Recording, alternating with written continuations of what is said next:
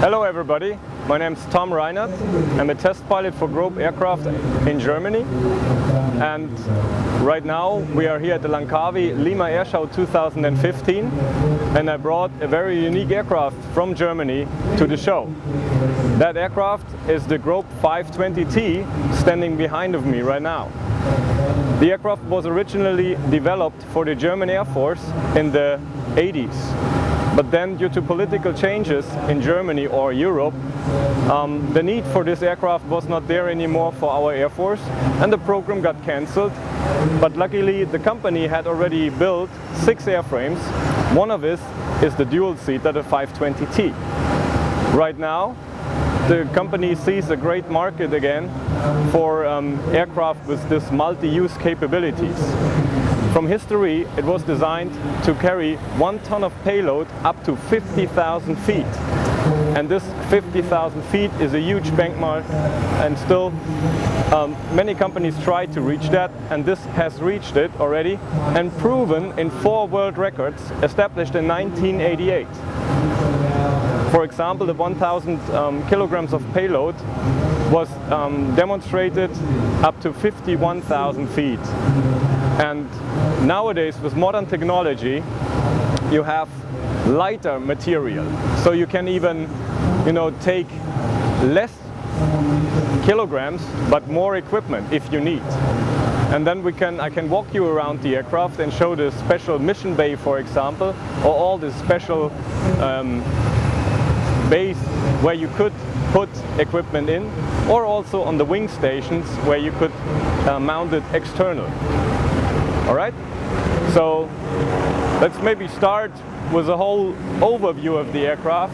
You can see a huge wingspan of 33 meters.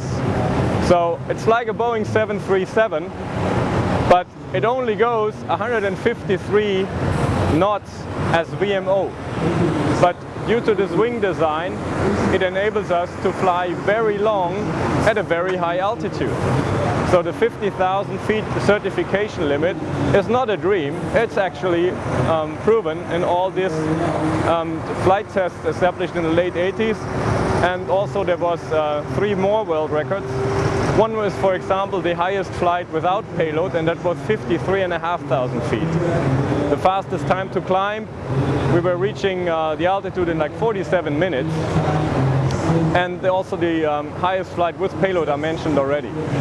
So all these specs are built in the aircraft, and that's what I was talking about, was the history of the aircraft.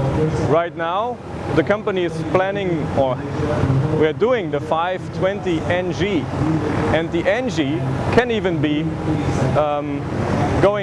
can go up to 55,000 feet if a customer wants it.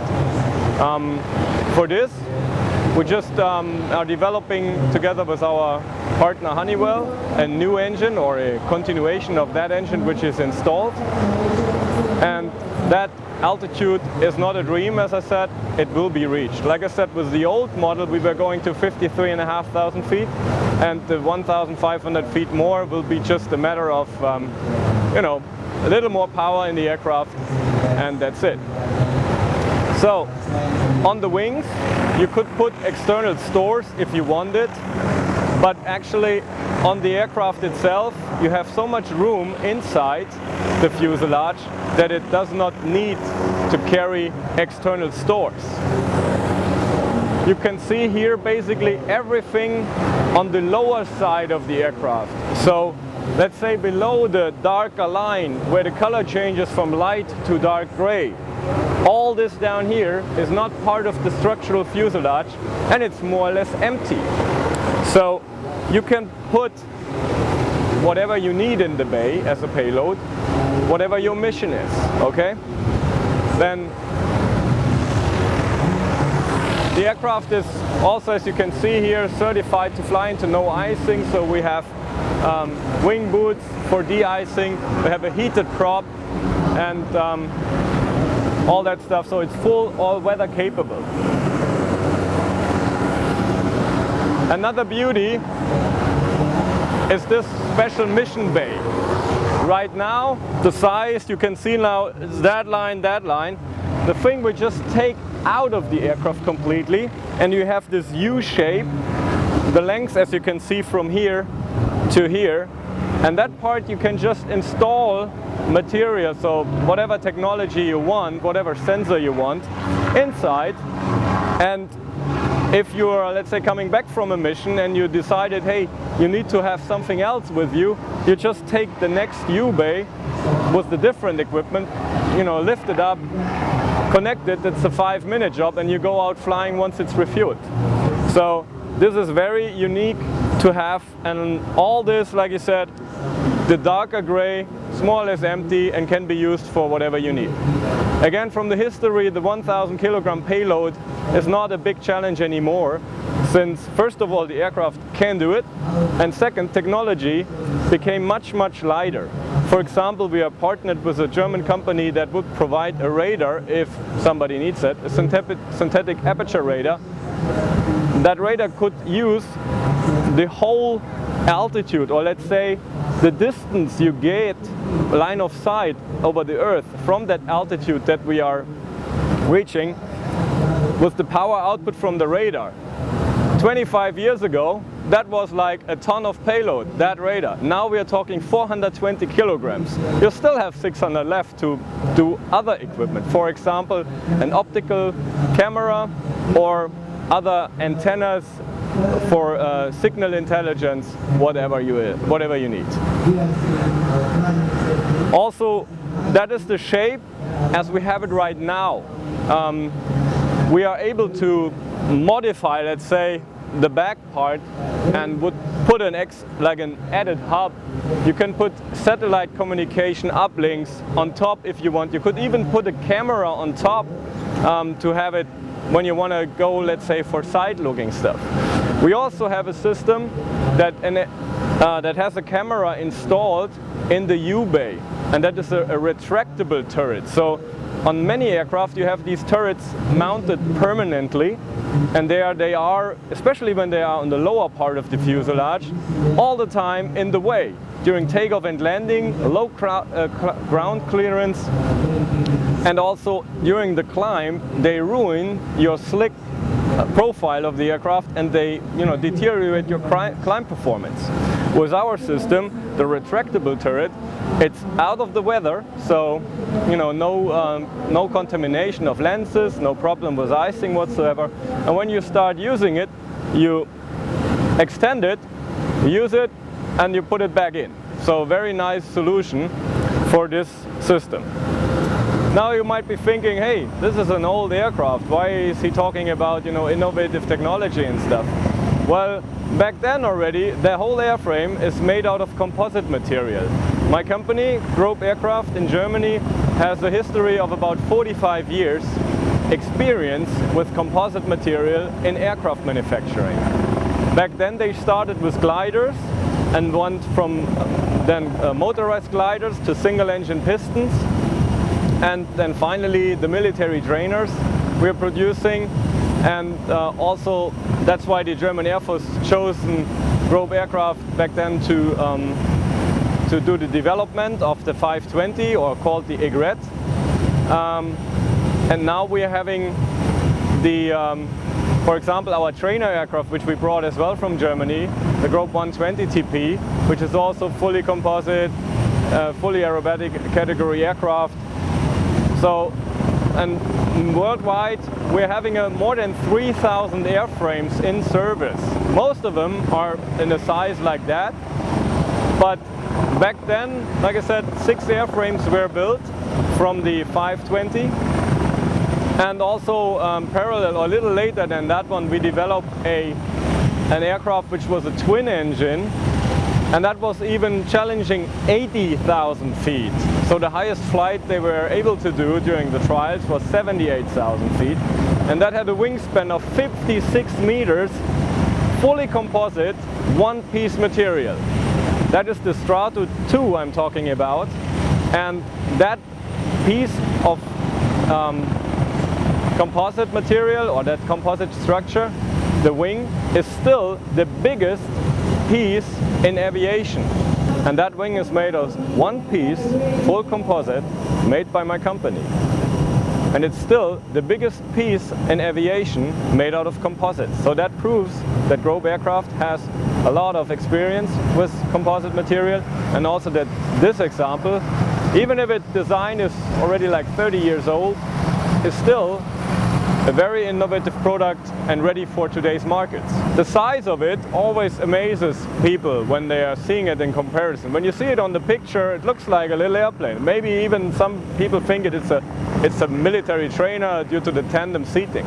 But then you will see that 33-meter wingspan, it's pretty much clear that it's not a regular airplane type that you could buy for your home needs, all right? It is similar like the US U2. The U2, okay, can fly a bit higher than we do, and even longer most probably. But the mission is very similar. So you have many sensor options, whatever you need, and then that is maybe the way to go for you, for your Air Force, for your company. Right now I was talking a lot about military use. It could be just a technology provider. So it could be something like a data link in the air. So maybe the SmartMan satellite. Because if you put, for example, communication relays in there, if you have whatever event to broadcast and where you are in the world is no satellite available, or the country you live in has no satellite access, that could be your SmartMan satellite. You put it up to 45, 50,000 feet, wherever you want it. You cover a whole very, very big area in your country, and you use it as like a satellite, but at a fraction of a cost of a satellite, because it's only there when you need it. If you want to shoot up a satellite, it's there all the time. And data transfer, everything is limited. So here, with the proper technology installed, you could have your SmartMan satellite flying for you whenever you want it and need it.